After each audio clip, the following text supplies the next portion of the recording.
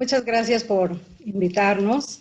Desde la sede del CREFAL les enviamos un fraterno saludo a todos ustedes, esperando que este tiempo de la charla sea de su interés.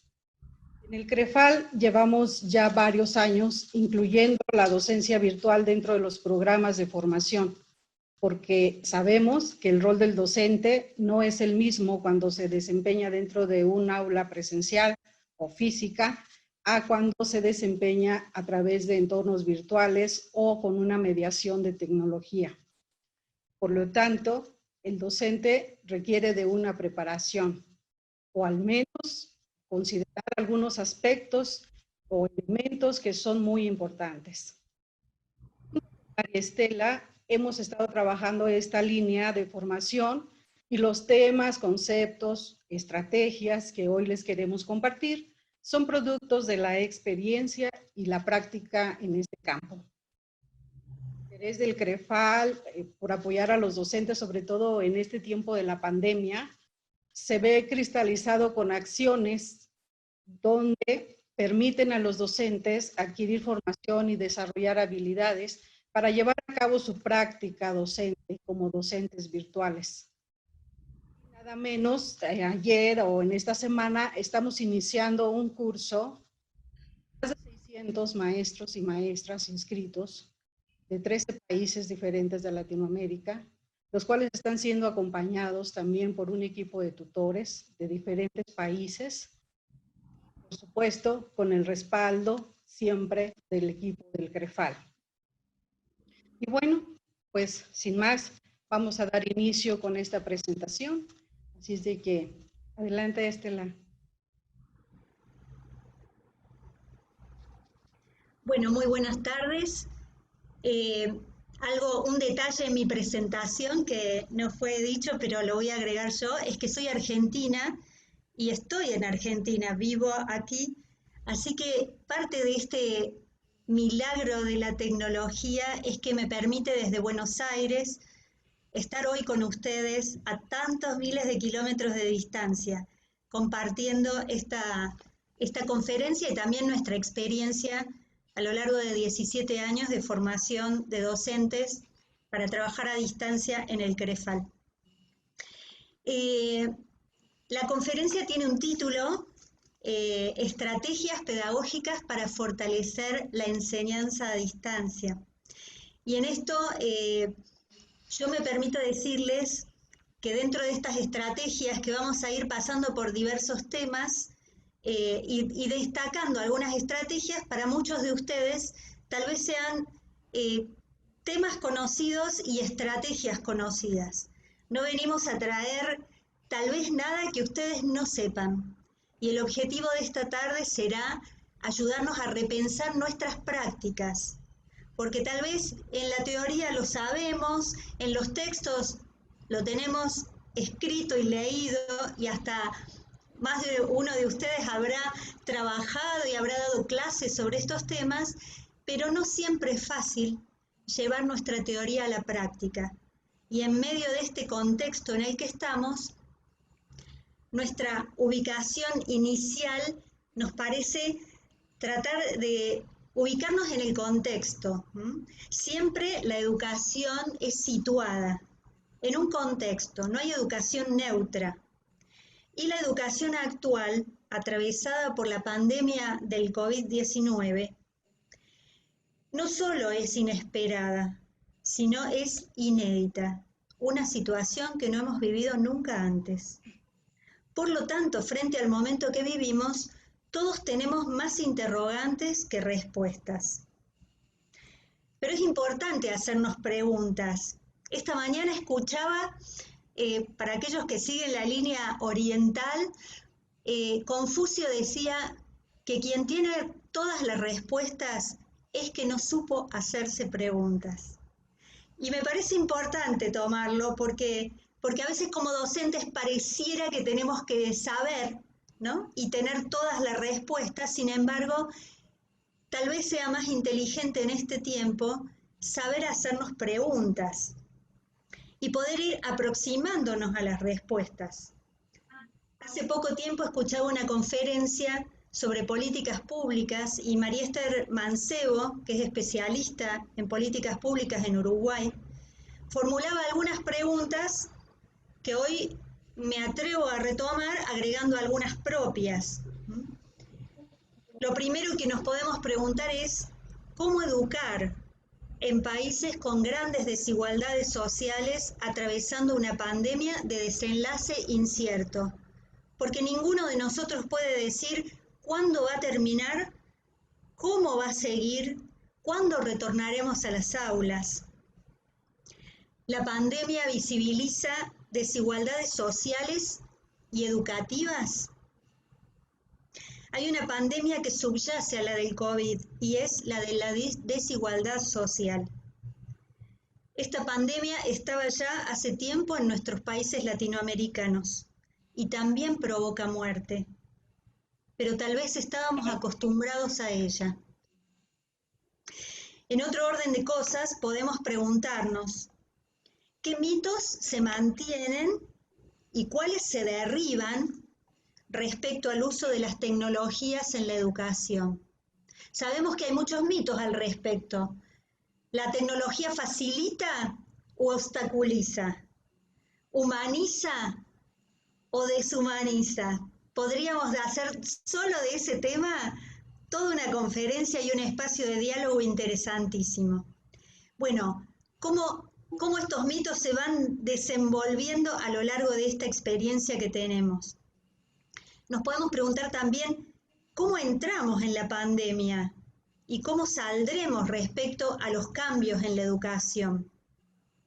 Es bueno preguntarnos tal vez cómo estábamos en abril, en marzo, qué hemos aprendido en este tiempo, qué cambios tenemos que hacer para capitalizar esta experiencia y no volver atrás cuando pase la pandemia, no sea que cuando esta experiencia pase, volvamos a nuestras aulas intentando repetir lo mismo de antes. Esto sería un gran error, porque pasó algo en nuestras vidas, en las vidas de nuestros alumnos, en nuestro modo de enseñar. Por lo tanto, sería muy importante ir por más, buscar superación. Bueno, podríamos formular muchas preguntas y lo único que tenemos claro es que no podemos cambiar las circunstancias, pero sí podemos elegir cómo vivirlas. Y esta contingencia, no deseada por cierto, puede ofrecernos una gran oportunidad de cambio, de mejora, de aprendizaje, si es que lo elegimos de esa manera. Y entonces, la primera estrategia que vamos a señalar, tomando palabras de Erich Fromm, no podemos controlar los vientos, pero sí podemos ajustar las velas y enfilar la proa en la dirección escogida por nosotros. ¿Qué significa esto?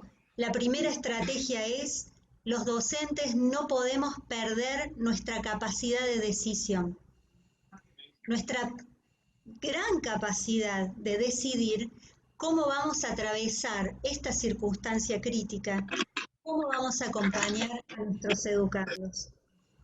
Así que vamos a pasar al segundo tema, que es la figura del docente. Muy bien, continuemos entonces y seguimos hablando de cambios.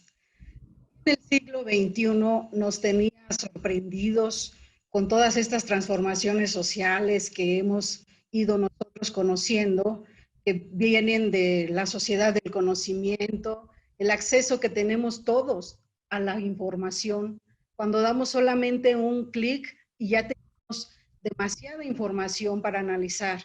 Y todo esto nos da como resultado un mundo donde la única constante va a ser el cambio.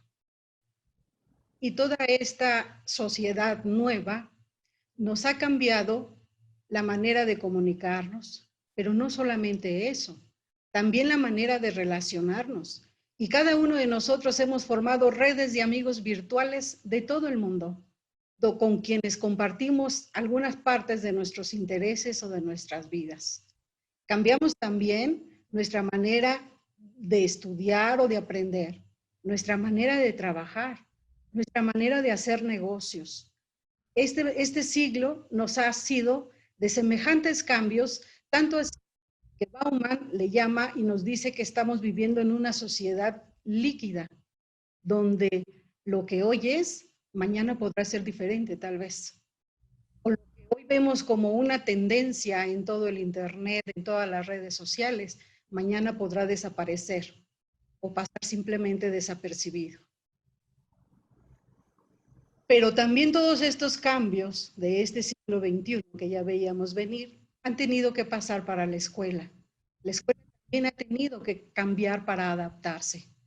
Y sobre todo, el cambio más fuerte lo han tenido que enfrentar los maestros y las maestras, porque no les ha quedado otra opción más que seguir reinventándose cada día, adaptándose siempre a los cambios.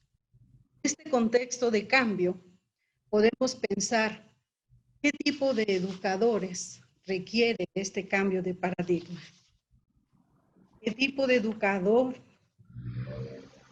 puedo ser? Porque cuando todos pensamos que ya nada nos podía sorprender, llegó la pandemia y nos desestabilizó a todos. ¡Pum! De pronto nos pone frente a un reto donde tenemos que dejar de dar las clases presenciales para tener que iniciar una práctica como docentes virtuales. Y en ese sentido, poder decidir hacia dónde queremos ir y cómo queremos hacer esta práctica, ¿no? ¿Qué debo de hacer? ¿Cómo quiero seguir este camino y enfrentar estos retos? Porque tenemos retos, pero también tenemos riesgos. Veamos cuáles son los retos. Tenemos dos retos principales, creemos nosotros, que son dos retos paralelos. Uno, que ya venía hablando de él desde el 2005, Cole, que se refiere a las nuevas alfabetizaciones, sobre todo a la alfabetización digital, donde nos invitaba a que todos los docentes hiciéramos uso de las herramientas digitales, que las aprendiéramos a utilizar, y que también, si pudiéramos, incluirla en nuestra práctica, en nuestras aulas.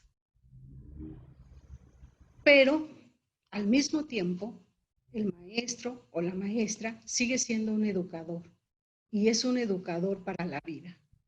Por lo tanto, es muy importante que el maestro siga enseñando a aprender a sus estudiantes y aprender a vivir juntos. En este mundo cambiante, en este contexto de cambios extremos, aprender a aprender, sobre todo con las nuevas herramientas, también con nuevos métodos, y aprender a vivir juntos será el reto principal, creo yo, porque aprender a convivir, sobre todo en estos tiempos de pandemia, y lo hemos ido viendo conforme han ido pasando los meses, aprender un poco de la tolerancia, el respeto a los demás, valorar que el otro que está junto a mí o que camina junto a mí en una misma situación o en una situación similar. Aprender a ser comunidad y sobre todo ser solidarios. ¿Qué riesgos tenemos en este nuevo contexto? Bueno, cuando iniciamos una práctica como docente virtual, el primer riesgo es que podamos cambiar la forma, pero no el fondo. Nos decimos que somos docentes virtuales, pero seguimos haciendo las mismas prácticas tradicionales de educación. Tenemos docentes que ocupan una plataforma muy novedosa para dar sus clases, pero quieren seguir dictando, quieren seguir siendo la única referencia de información para sus estudiantes, o que solamente o siguen viendo el examen como su única opción para valorar los aprendizajes que sus estudiantes han logrado. Ahí está el riesgo, y el riesgo es muy alto. Cambiar de forma, pero no cambiamos el fondo. El segundo reto es que el educador quede distante de sus estudiantes. Reemplazado el docente, el reemplazo del docente. ¿Por qué suele pasar eso? Cuando el docente piensa que la tecnología es lo único importante y que podemos dar muchos recursos a nuestros estudiantes, pero con solo proveerle los recursos, lo demás no importa. Y entonces queda a un lado, queda centrada la tecnología, pero queda a un lado el encuentro, el diálogo con sus estudiantes. La tecnología no va a reemplazar al docente, pero el docente puede reemplazarse a sí mismo con el uso de la tecnología. El siguiente reto es que las actividades rebasen a los estudiantes. Esto quiere decir que cuando hacemos nosotros una planeación desbordada, las actividades terminarán por ahogar a nuestros estudiantes. Sobre todo si nosotros no consideramos que los estudiantes, si son niños o si son jóvenes, están atendiendo a otros maestros al mismo tiempo, a otras materias o a otras asignaturas. O también, si estamos trabajando en el campo de la educación de adultos, no podemos dejar por alto que nuestros educandos o nuestros participantes son personas responsables, a lo mejor jefes de familia, a lo mejor están teniendo o que atender una actividad laboral o actividades sociales. Y entonces todo eso tenemos que tenerlo presente al momento de hacer una planeación para dar nuestra clase virtual, nuestro curso o nuestra materia. Ante estos cambios, la estrategia que queremos compartirles es, el docente tiene que estar abierto a los cambios, porque si resiste, él solito también va a perecer o va a fracasar en su práctica, y lo único que le quedará es la frustración. Y ahora más que nunca sigue tan vigente el pensamiento de Paulo Freire, cuando nos dice que el profesor atento, el profesor despierto, no aprende solamente en los libros, aprende de la clase, aprende leyendo en las personas como si fueran un texto. Y yo le agregaría ahora, aprende del contexto, el contexto que está atravesando. Y como nos decía Estela hace un rato, ¿qué hemos aprendido en todos estos 6 meses de pandemia? Hemos aprendido muchísimas cosas, también en nuestra práctica virtual. Continuemos. Bueno, qué hermoso esta expresión de Paulo Freire del docente que aprende a leer a la persona de su estudiante, de su alumno, como si fuera un texto. Y entonces vamos a hacer foco en este momento en el estudiante en educación a distancia y los nuevos modos de aprender. Es fundamental que cada docente reconozca que detrás de la pantalla que puede ser de un teléfono móvil o que puede ser de un computador, de un ordenador, no hay un icono, una foto, un nombre o un número. Hay una persona que, más allá de la edad que tenga o de la etapa que esté transitando en su proceso formativo, está intentando aprender. Tal vez no lo hace como esperamos, tal vez no lo hace en el tiempo que deseamos, pero esta persona está aquí porque está intentando aprender. Con sus capacidades, sus circunstancias, sus saberes y experiencias previas, también con sus limitaciones, temores e inhibiciones. Y en esto podemos pensar, muchos de ustedes están trabajando en la educación de adultos, podemos pensar y ubicarnos en esto. El adulto tiene mucho más por su trayectoria, saberes y experiencias. Es decir, no nos podemos ubicar en la educación con el adulto como si el adulto viniera como una tabla rasa, diría Rousseau.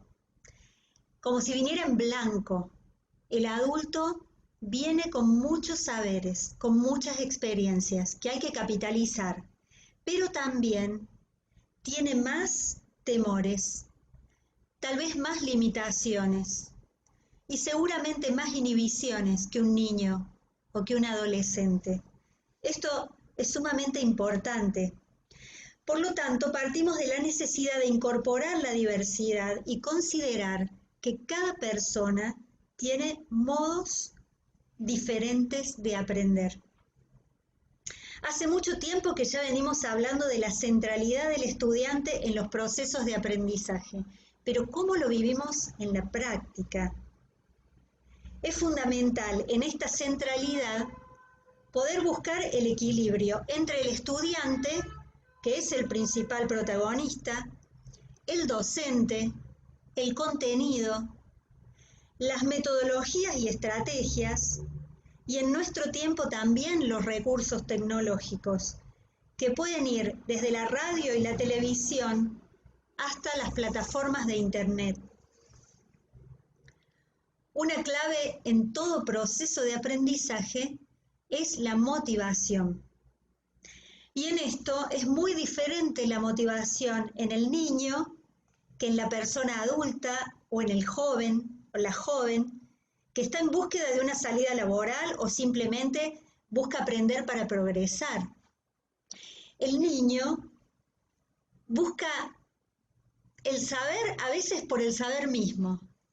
Disfruta de ir a la escuela. Les cuento algo sencillo. Tengo una sobrinita de 6 años, cumplió 6 años ayer.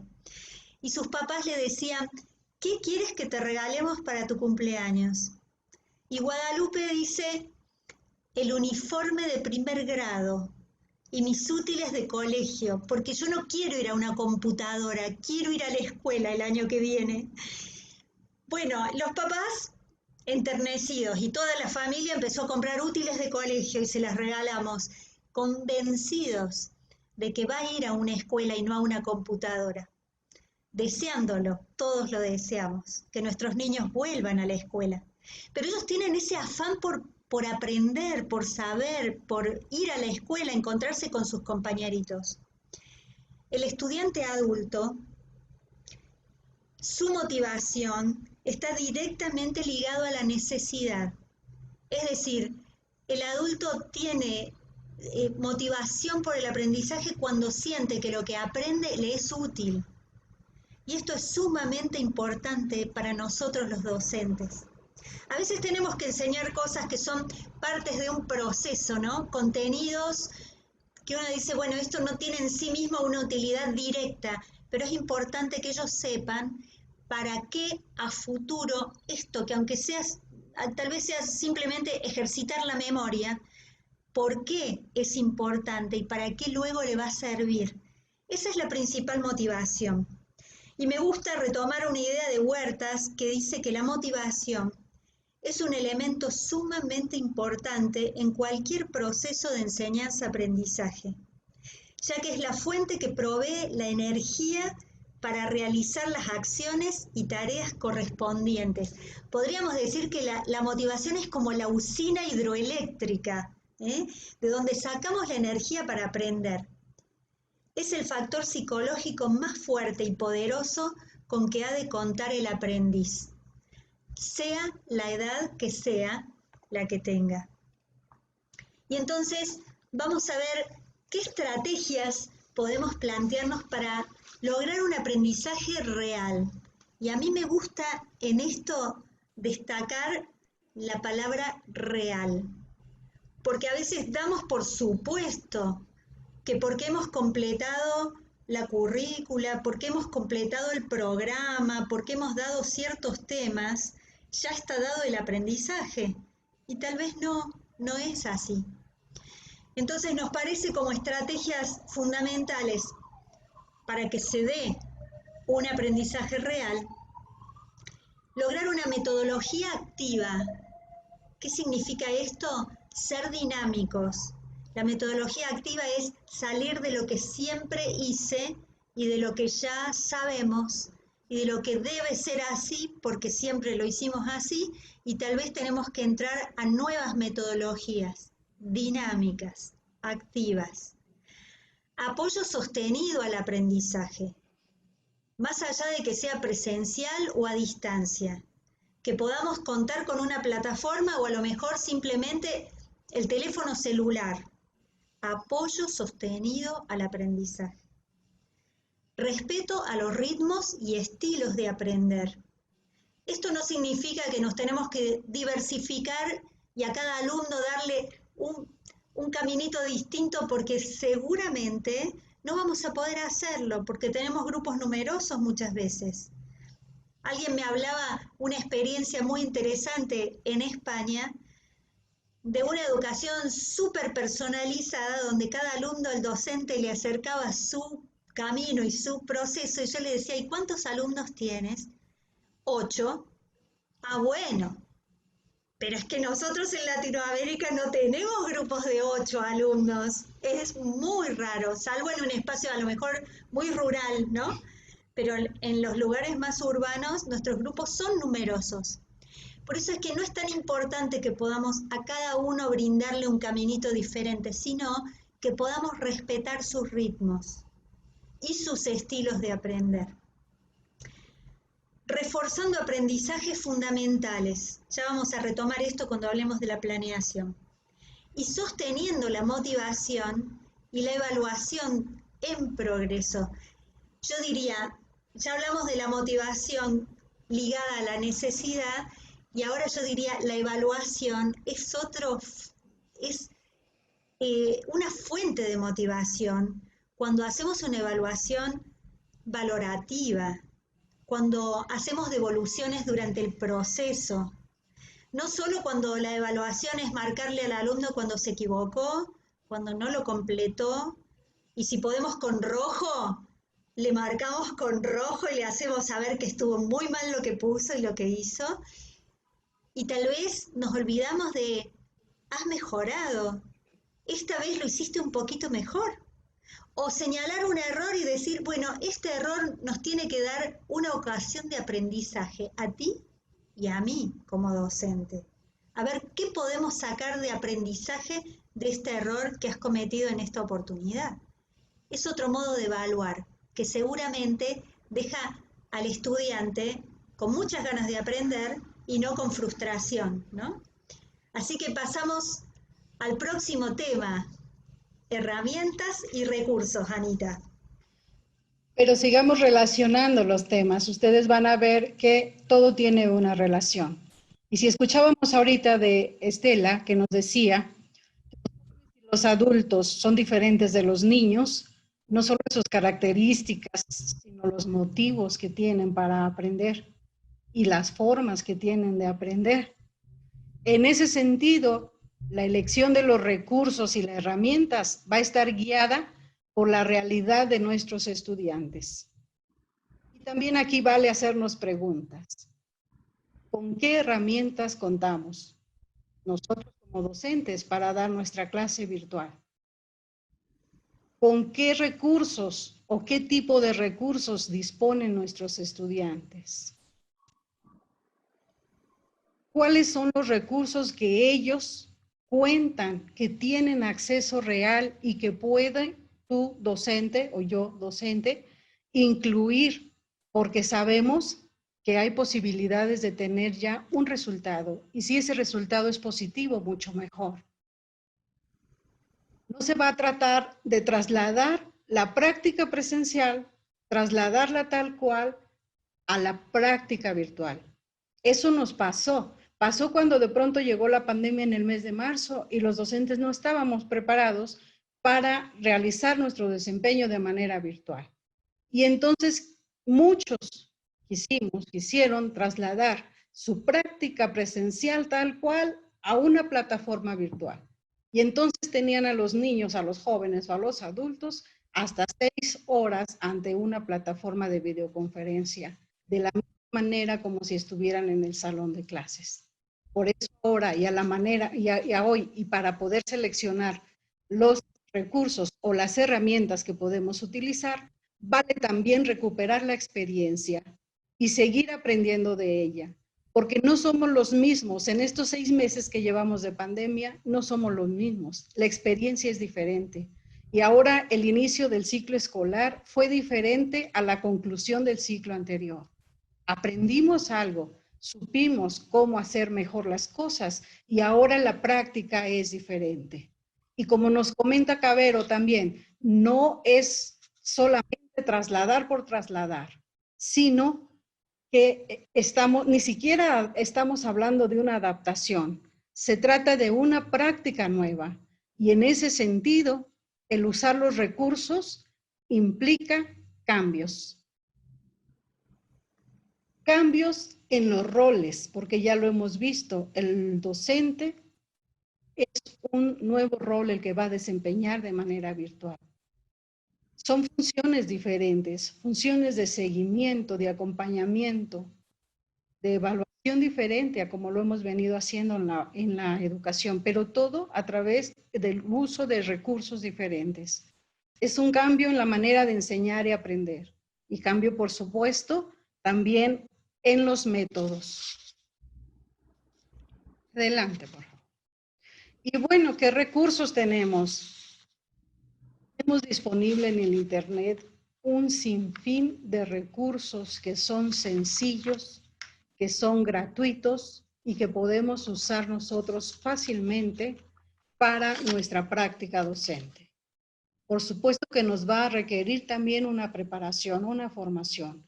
Y todo docente tiene que formarse, elegir formarse, porque quien va a pilotear un avión tiene que estar preparado para hacerlo. Así también nosotros, los docentes, para dar una clase virtual, debemos de estar preparados. Y los recursos que tenemos, les comentaba, son varios. Vamos a tener recursos que nos van a permitir una comunicación entre nuestros estudiantes y nosotros, o entre la misma institución completa. Entre estos recursos, pues tenemos los chats, los foros, los wikis, las redes sociales, los blogs y estos sistemas de videoconferencia como el que estamos usando ahora. Son recursos gratuitos, disponibles para los docentes. Tenemos también recursos que van a posibilitar la presentación de los contenidos. Todos los docentes podemos utilizar una infografía, un video, un blog, para hacerle llegar a los estudiantes aquellos temas que nosotros hemos considerado en la planeación. Recursos que nos van a facilitar también la evaluación. Todo esto, o aquí el concepto clave va a ser la creatividad de cada uno de los docentes para arriesgarse y experimentar con cosas nuevas. Hace 2 días, la maestra de mi niña, que tiene 9 años, realizó una práctica que a mí me llamó mucho la atención. El tema que estaban analizando era el plato del buen comer, los nutrientes, la buena comida, y entonces ella nos pidió a todos los papás que les preparáramos a los niños y los pusiéramos con su teléfono celular o tableta, computadora, lo que cada quien tuviera, desde la cocina de las casas. Y con todos los ingredientes, ellos se comenzaron a preparar una receta de ensalada. Iba poniendo y compartían con los otros chiquillos, ¿no? Son unos 20 niños, y todos los chiquillos estaban súper emocionados haciendo su ensalada y diciendo, ya me quedó a mí está bien rica, mira, y la mostraban los platos desde las pantallas. Al terminar, todos reunidos en videoconferencia, comían o saboreaban sus ensaladas. Digo, esta creatividad de la maestra para experimentar un tema tan práctico nos puede a nosotros dejar una idea de cómo podemos hacer una clase. Por ejemplo, aquel maestro, aquella maestra que tiene que enseñar un corte de pelo, bueno, pues la idea puede servirles, ¿no? O a lo mejor un taller de carpintería, o a lo mejor una receta de cocina, donde puedes reunir a sus estudiantes y estar haciendo el pastel al mismo tiempo y compartiendo con todos la experiencia, porque ese compartir también va a enriquecer el aprendizaje y unos van a aprender de cómo el otro está preparando su receta. Adelante. Y bueno, en esta estrategia, la estrategia que ahora les podemos compartir es poder identificar la herramienta que nos puede ser adecuada en cada momento que nosotros hemos planeado. Y aquella herramienta adecuada será la que los estudiantes y los docentes le encuentren esa utilidad y que sea de fácil acceso y manejo para todos. Pero sobre todas las cosas, siempre debemos tener presentes que la herramienta nunca será suficiente por sí misma, porque es el docente el que le otorga el valor por la experiencia didáctica que haya tenido con ella. Bueno, nos vamos acercando al final de nuestros temas y nos parecía importante hablar de la mediación pedagógica. Y la mediación pedagógica reconociendo que en todo proceso de educación, y también, por supuesto, en la educación a distancia, el objetivo central es la adquisición de nuevos conocimientos. Por lo tanto, el enfoque epistemológico, los contenidos y las estrategias o metodologías escogidas ocupan un lugar relevante.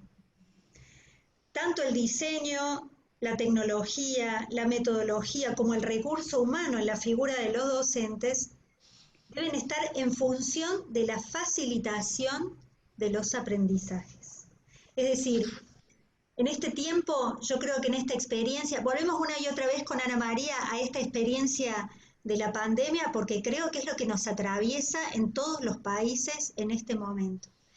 Y hemos tenido tantas experiencias de ver docentes que con mucha creatividad y a lo mejor sin haber estado tan capacitados, van facilitando el aprendizaje de sus alumnos, que es maravilloso. Recién Ana nos contaba algo de la maestra de su niña, pero podríamos cada uno contar tantas experiencias maravillosas.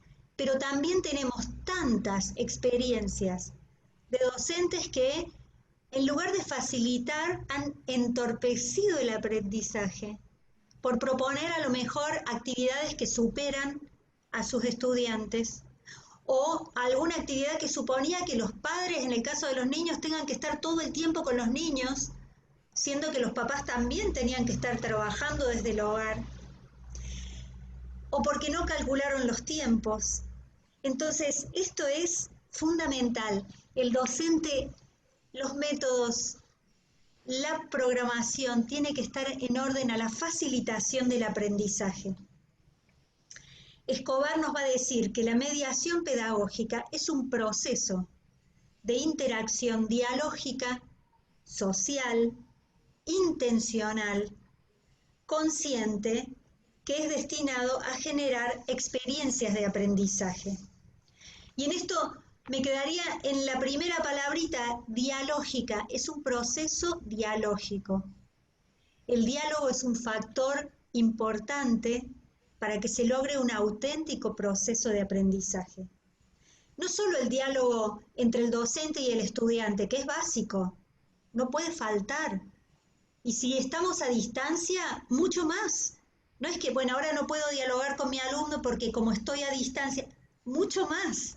Hay que acortar distancias. Pero también tienen que generarse oportunidades para un intercambio dialogal en el que intervengan todos los actores, estudiantes, docentes, la institución, los contenidos, la cultura, las tradiciones. Como describe Panikkar, un proceso dialógico que pueda llevar a la comprensión del otro, la búsqueda del bien común dentro del aula, dentro del grupo de aprendizaje, y que impulse la participación de los estudiantes, dejándoles la satisfacción por el desarrollo personal y el aprendizaje logrado. Creo que es una gran satisfacción cuando uno logra aprender algo. Nos pasa a todos, nos pasa a los docentes también, y en este tiempo creo que todos hemos tenido que aprender cosas nuevas. ¿Cómo se utiliza el Zoom? ¿Cómo comparto pantalla?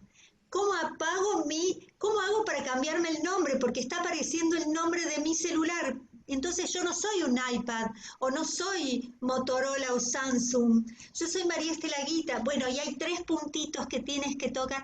¿Cuánto de esto hemos aprendido en estos meses? Qué trabajo, pero qué satisfacción también decir, uy, cuánto que no sabíamos. Y ya estaba, estas plataformas existían desde antes, pero ahora las sabemos utilizar. A la hora de la planeación, será importantísimo entonces establecer cuáles son los aprendizajes fundamentales.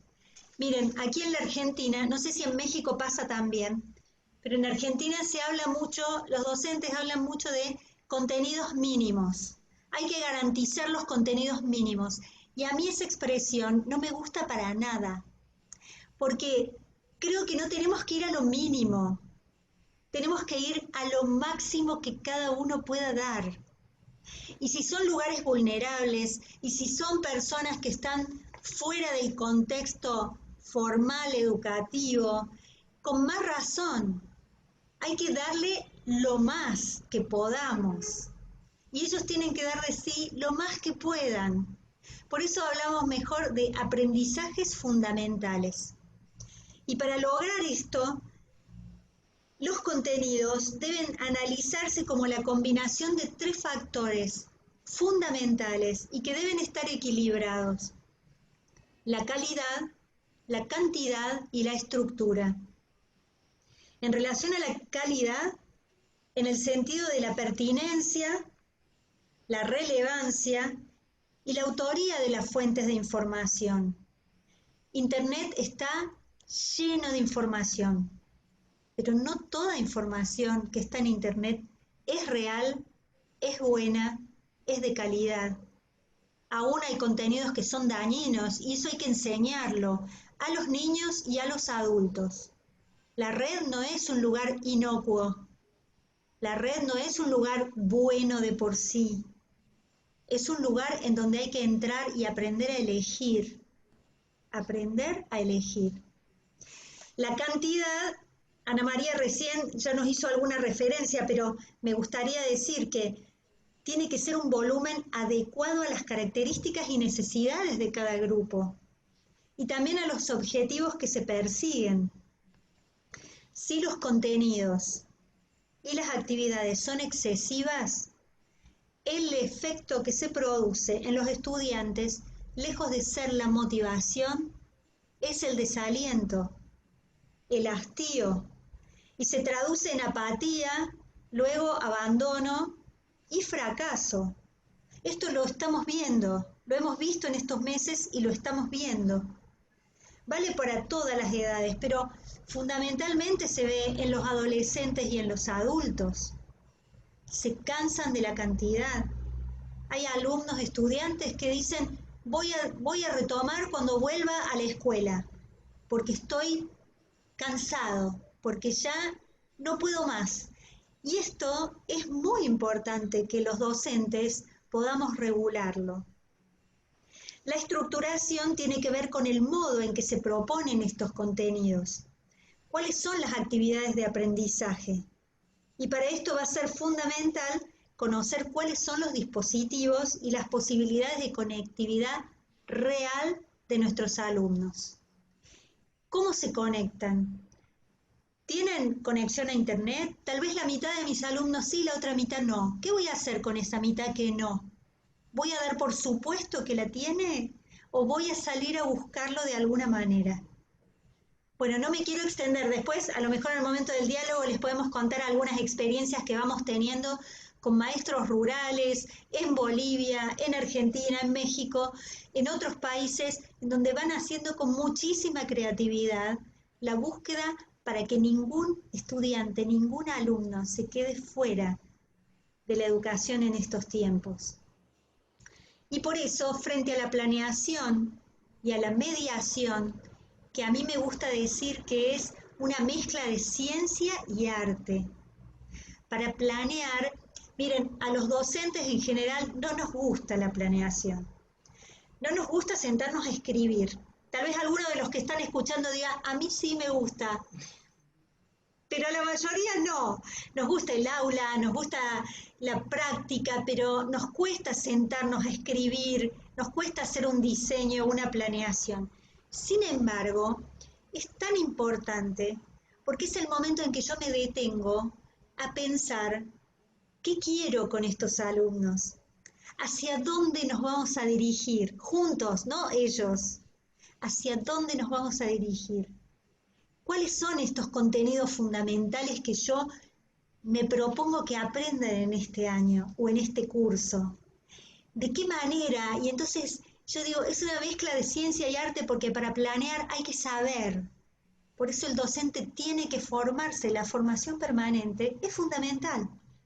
Para planear un curso, aunque sea muy sencillo, aunque sea un curso de cocina, un curso de cerámica, hay que saber qué voy a enseñar, pero también hay que tener esa cuota del arte que es la creatividad. Hay que soñar. Hay que soñar en este tiempo que mis alumnos van a poder aprender a pesar de todos los límites que tenemos. Y hay que soñar y hay que descubrir los cómo, los modos. Para eso hay que ser muy creativos. Entonces la estrategia va a ser el planteo de preguntas, hacerme preguntas. ¿Qué alumnos tengo? ¿Qué posibilidades reales tienen? ¿Qué búsquedas tienen ellos? El conocimiento de mis estudiantes y la determinación de prioridades. Vamos llegando al final y quizás al corazón de nuestro tema, ¿verdad, Ana? Sí, vale la pena incluir dentro de la docencia virtual la metodología colaborativa. Hoy más que nunca necesitamos reconocer que hay otras personas que van caminando al lado nuestro, que tienen experiencias similares o diferentes tal vez, pero que están ahí y que al estar ahí podemos aprender de ellas o con ellas, o las dos cosas, aprender de ellas y con ellas. La metodología colaborativa supone una actitud ante los modelos individualistas, una actitud frente a la individualidad, a la competencia que nos han enseñado. Y esta actitud no quiere decir que por todo tengamos que trabajar en equipo, porque cuando escuchamos metodología colaborativa, luego se nos viene, ay, es el trabajo en equipo, y no nos gusta, o qué flojera estar esperando, escuchando a otros, poniéndonos de acuerdo para trabajar en equipo. No necesariamente se trata de que tengamos que hacer todas las actividades en equipos de trabajo. En la modalidad virtual, el aprendizaje colaborativo también es posible y podemos usar diferentes escenarios didácticos para conseguirlo. Los foros de reflexión para que aquellos que están manejando ya plataformas tecnológicas es un buen espacio para el aprendizaje colaborativo. Poder poner también actividades donde los estudiantes tengan que emitir una opinión, una valoración del trabajo de los otros, también es aprender del otro, de lo que hizo, de lo que yo estoy viendo y aprender de la reflexión y la retroalimentación que me brinda mi compañero o mi compañera. Y eso también se puede plasmar desde un blog, desde un video, desde una presentación. También alguna actividad que sea para evaluar o de coevaluación. Evaluamos juntos una actividad. La estrategia aquí sería, pues, aprender con el otro y de los otros. Y esta metodología no es exclusiva para los estudiantes, también los maestros, las maestras pueden aprender y estar abiertos a la colaboración con los demás. Hay muchos docentes que están haciendo alguna estrategia, alguna experimentación con un recurso, con una actividad, y entonces podemos aprender de ellos, podemos compartir con otros maestros, formar comunidad y aprender a colaborar. Creo que eso nos va a ayudar a salvar todas las dificultades que estamos enfrentando ahora en la pandemia y las que puedan venir después. Bueno, y llegamos al final y ustedes mirarán esta imagen del fuego y dirán, ¿y qué tiene que ver el fuego, la fogata, con todo lo que hemos escuchado en este rato? Y les agradecemos tanto la escucha, la atención, el haber estado en escucha durante este tiempo. Y es que en realidad tenemos esta imagen porque pensamos que así como los leños, siendo diferentes, hacen posible que arde el fuego. Así, en el aprendizaje colaborativo, cada uno aporta lo que sabe, lo que es, lo que tiene, y se produce un aprendizaje común.